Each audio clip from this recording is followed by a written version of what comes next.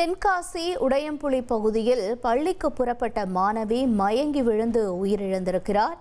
இது தொடர்பான தகவல்களோடு நம்முடன் முட்படாதி இணைப்பில் இணைந்திருக்கிறார். வணக்கம் முட்படாதி, என்ன சொல்றாங்க இந்த மாணவியினுடைய உயிரிழப்புக்கு? என்ன நடந்தது? விவரங்களை பதிவு செய்யுங்க. வணக்கம். தென்காசி மாவட்டம் ஆலங்குளம் அருகே உள்ள சிறிய கிராமம் உடையாம்புலி. அந்த கிராமத்தை சேர்ந்தவர் முருகன். இவர் கொத்தனாராக வேலை செய்து வருகிறார். இவரது மனைவி சங்கரம்மாள் பீடி சுற்றும் தொழில் செய்து வருகிறார். இந்த தம்பதிக்கு பாலகிருஷ்ணவேணி என்னும் 13 வயது மகளும் சிவ இசாந்த் எனும் 3 வயது மகனும் உள்ளனர். ஆலங்குளம் அருகே உள்ள மாராந்தை அரசு மேல்நிலைப் பள்ளியில் 9ஆம் வகுப்பு படித்து வருகிறார் பாலகிருஷ்ணவேணி.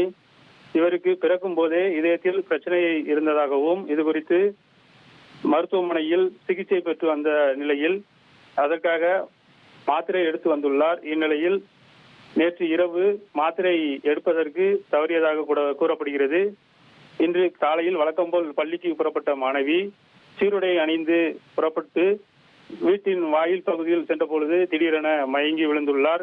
உடனடியாக அவரது பெற்றோர்கள் அவரை மீட்டு ஆலங்குளம் அரசு மருத்துவமனையில் சிகிச்சைக்காக சேர்த்த நிலையில் அங்கு மாணவியை பரிசோதனை செய்த மருத்துவர்கள் மாணவி ஏற்கனவே இறந்துவிட்டதாக தெரிவித்துள்ளனர்.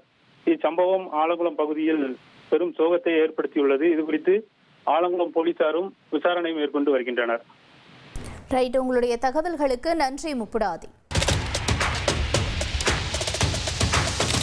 அதிமுக்கிய விவரங்களை அனைவருக்கும் புரிய வைக்கும் பாட்காஸ்ட்.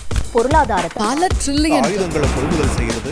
சம்பவங்களை தேடி களத்திற்கே உங்களை அழைத்துச் செல்லும் ஸ்பாட்லைட். அங்க இருக்கக்கூடிய கள விவரங்கள் என்ன? இந்திய ராணுவம் கடந்த 5 வருஷமாவே சார் எனக்கு ரொம்ப பிடிக்கும் அவர் வர்றதுக்காக. எங்களுடைய நியாயமான கோரிக்கை. Even at the cost of stopping. பார்வையாளர்களையும் செய்திக்குள் பங்கெடுக்கச் செய்யும் மக்கள் குரல். 50 ரூபாய் எங்களுக்கு தண்ணிக்கு ஒரு தீர்வே இல்லைங்க. 10 வருஷமா எங்களுக்கு சரியான ஒரு விடிவு கிடைக்கவில்லை. 60,000 ஏக்கருக்கு தான் கேட்கிறோம், பிச்சை கேட்கறாங்க. புத்தம் புதிதாக வித்தியாசமாக பாகிஸ்தான்லயே பாராட்ட வேண்டாம், ஆனால் அதற்கு கொச்சைப்படுத்த வேண்டாம் என்று நான் கேட்டுக்கொள்கிறேன். மதத்தால் இனத்தால் மக்களை எப்படியெல்லாம் பிளவுபடுத்த முடியுமோ அந்த பிளவிற்குண்டான ஆயுதமாக இந்த மாநாட்டை அவர்கள் பயன்படுத்த நினைக்கின்றார்கள். அரசியலிலிருந்து சினிமா தனித்து இயங்க முடியாது. அனைத்தும் உங்களுக்காக. எப்போதும் இணைந்திருங்கள் தந்தி டிவியுடன்.